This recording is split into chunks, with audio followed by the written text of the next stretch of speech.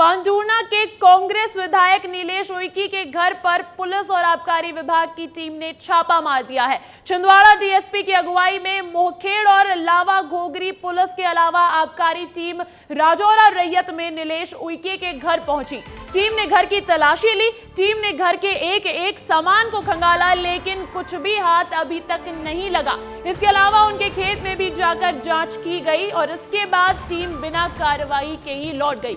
छिंदवाड़ा में 19 अप्रैल को वोटिंग होनी है। माना जा रहा है कि छिंदवाड़ा में जो कैश मिला था उसके बाद पुलिस ने ये कार्यवाही की है। कहीं ना कहीं तार उस चीज से जोड़ा जा रहा है। तो पांडुर्ना के जो कांग्रेस के विधायक है नीलेश उइके, उनके घर पर पुलिस और आबकारी विभाग का छापा पड़ा। छिंदवाड़ा डीएसपी की अगुवाई में ये छापामारी की गई। मोहखेड़ और लावा घोगरी पुलिस के अलावा आबकारी टीम राजौरा रैयत में नीलेश उइके के घर पहुंची। टीम ने घर की अच्छे से तलाशी ली, लेकिन कुछ भी हाथ नहीं लगा। इसके अलावा उनके खेत में भी टीम ने जांच पड़ताल की और उसके बाद टीम बिना कार्यवाही के ही वापस लौट गई। छिंदवाड़ा में 19 अप्रैल को वोटिंग होनी है। पहले चरण का जो मतदान है वो छिंदवाड़ा की सीट उसमें आती है और माना जा रहा है कि छिंदवाड़ा में जो कुछ दिन पहले कैश मिला था उसके बाद पुलिस ने ये कार्यवाही की है।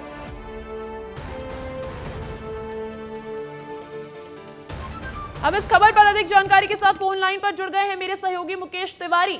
मुकेश, पांडुर्ना के कांग्रेस विधायक नीलेश उइके के घर पर छापामारी की गई। पुलिस और आबकारी टीम ने ये छापामारी की है, लेकिन कुछ भी हाथ नहीं लगा है। क्या अपडेट्स हैं उस पर?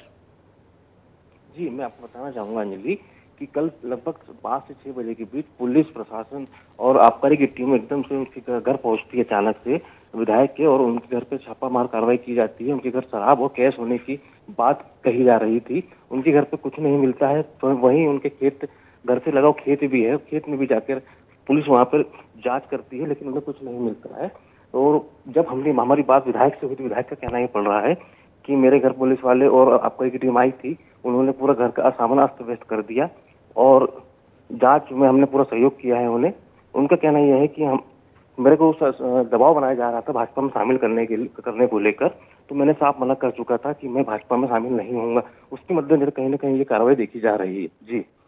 जी बिल्कुल। नीलेश उइके कमलनाथ के करीबी पांडुर्ना के विधायक, उनके घर पर छापेमारी करना और उसके तार कहीं ना कहीं छिंदवाड़ा में जो कैश बरामद हुआ था उससे भी जुड़ रहे हैं। उस पर क्या अपडेट्स है?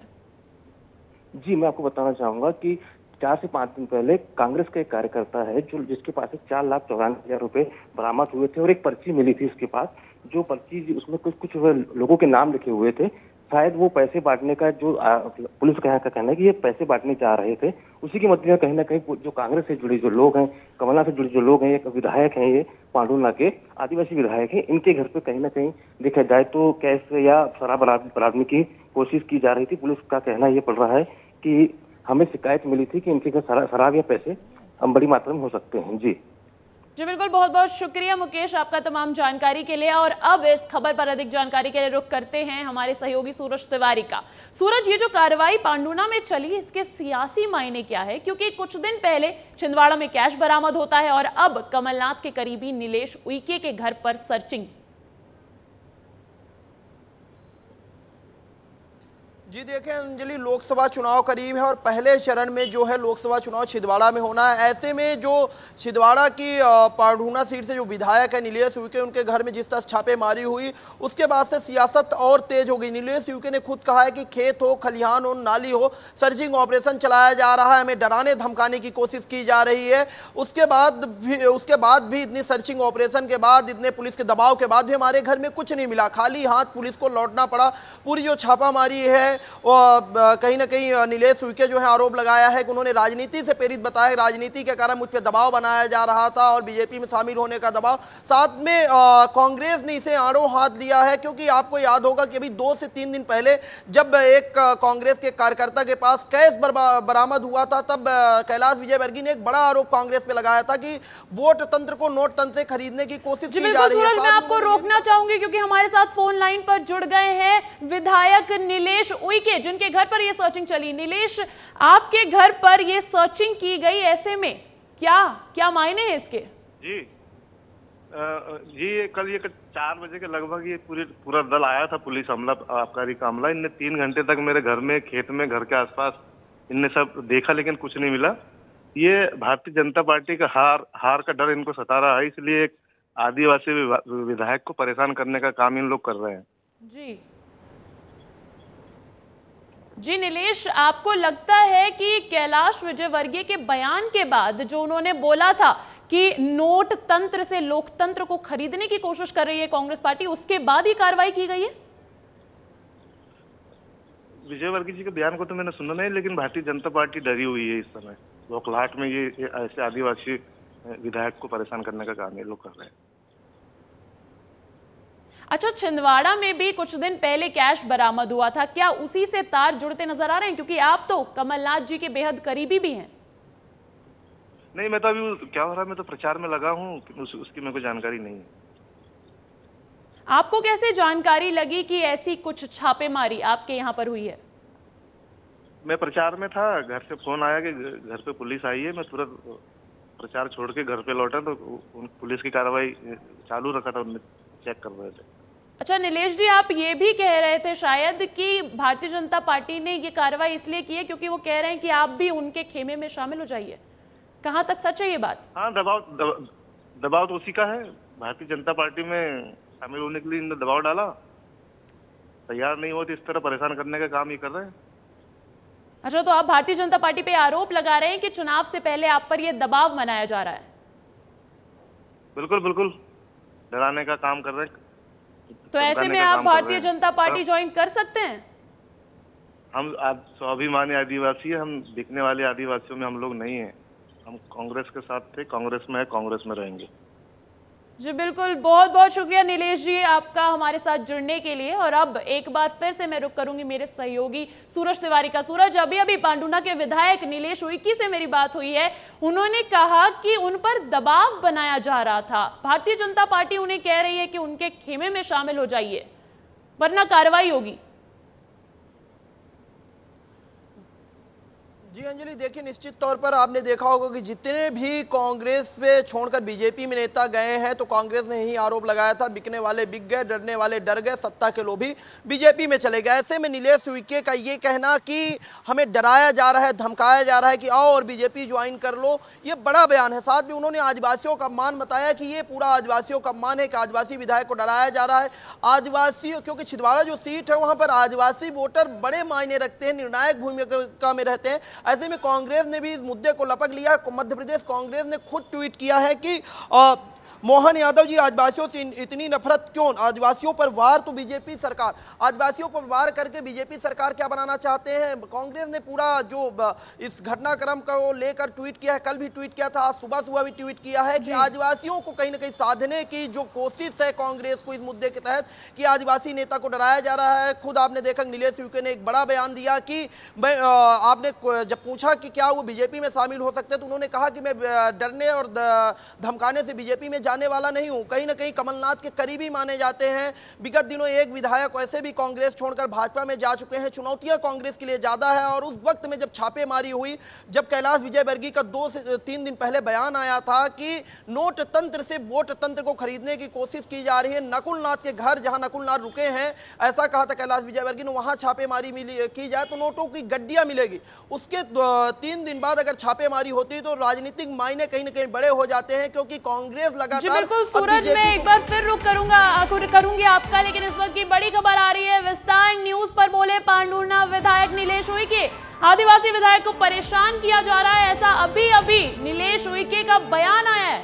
उन्होंने कहा विस्तार न्यूज से इस एक्सक्लूसिव बातचीत में, अभी फोन कॉल पे जुड़े थे हमारे साथ, कि आदिवासी विधायक को परेशान किया जा रहा है भारतीय जनता पार्टी से, मुझ पर बीजेपी में शामिल होने का बनाया जा रहा है दबाव। ये बड़ा बयान सामने आया है। लोकसभा चुनाव से पहले पांडुना के विधायक नीलेश उइके के घर पर छापामारी की गई पुलिस और आबकारी विभाग द्वारा। हालांकि कुछ भी हाथ पल्ले नहीं लगा, लेकिन उसके बाद ये आरोप लगाया है वहां के विधायक नीलेश उइके ने। उन्होंने कहा कि मुझ पर बीजेपी में शामिल होने का बनाया जा रहा है दबाव।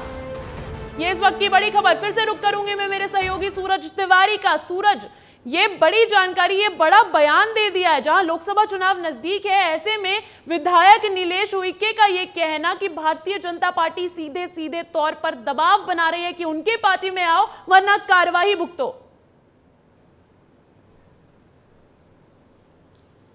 जी निश्चित तौर पे जो ये बयान दिया इसके सियासी मायने अंजलि बहुत है, क्योंकि जब लोकसभा चुनाव है तो कहीं ना कहीं अगर इस बयान पे कांग्रेस अच्छे से खेल गई तो जाहिर तौर पर है कि बीजेपी को आदिवासी के वोट बैंक के रूप में बड़ा झटका लग सकता है। कि आदिवासी चेहरा के रूप में अगर देखा जाए तो बड़ा नाम है नीलेश उइके, और ये बयान देना कि भारतीय जनता पार्टी के जो नेता हैं कई कुछ समय पहले से लगातार हम पर दबाव बना रहे हैं, हमारे पास कुछ पैसे नहीं मिले हैं, कुछ भी नहीं मिला इस सर्चिंग ऑपरेशन में।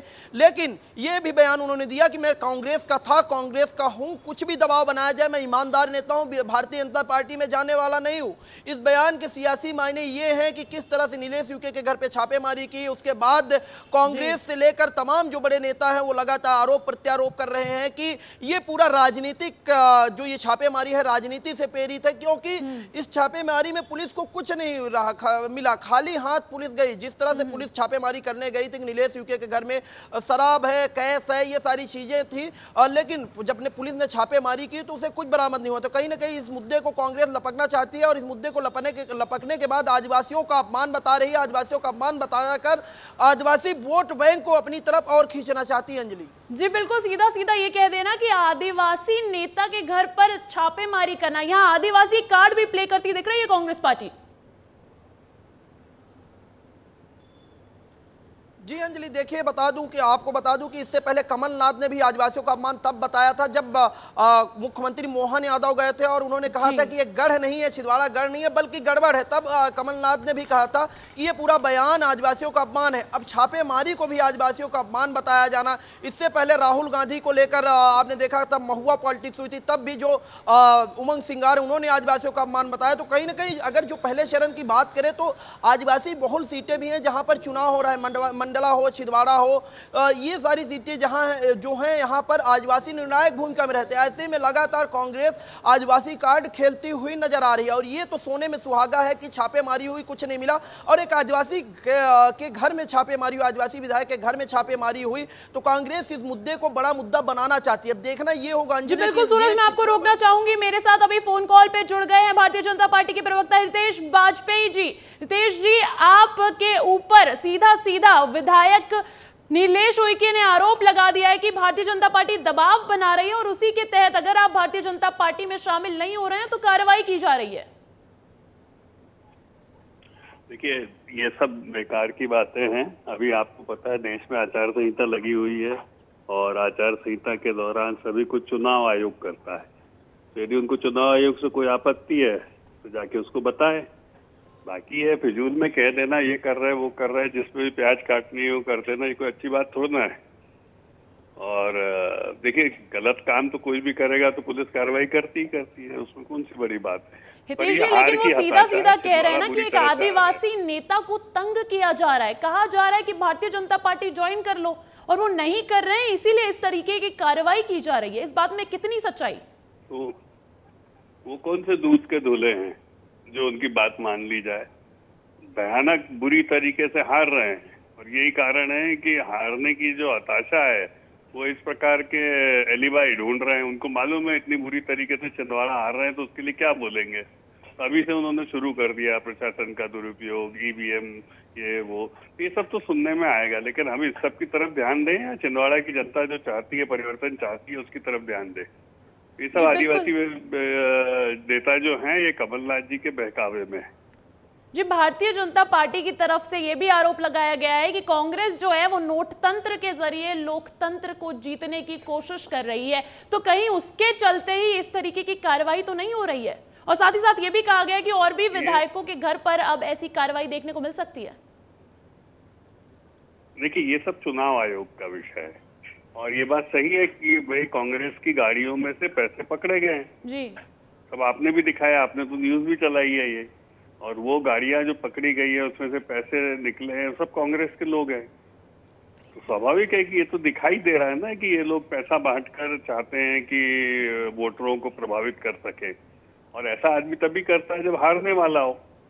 तो हारने वाला आदमी तो ये सब हरकतें करते ही करता है मैडम, तो आप बिल्कुल निश्चिंत रहिए। अभी तो नाना प्रकार के लोग उत्पात मचाएंगे जब हारेंगे, हार नजदीक आएगी तो। 4 जून आने दीजिए, उसके बाद ये सब ठीक हो जाएगा। जी बिल्कुल, बहुत बहुत शुक्रिया हितेश जी तमाम जानकारी के लिए। आप हमारे साथ जुड़े और आपने अपना मत रखा उस पर। तो ये थे हितेश बाजपेयी, भारतीय जनता पार्टी के प्रवक्ता, जिन्होंने कहा जहां हार का डर है वहां पर इस तरीके के बयान तो सामने आते ही हैं। 4 जून आने दीजिए और उसके बाद देखिएगा कि नतीजे क्या कहते हैं। मैं साथ ही साथ शुक्रिया अदा करना चाहूंगी मेरे सहयोगी सूरज तिवारी का भी, वो हमारे साथ जुड़े तमाम जानकारी देने के लिए।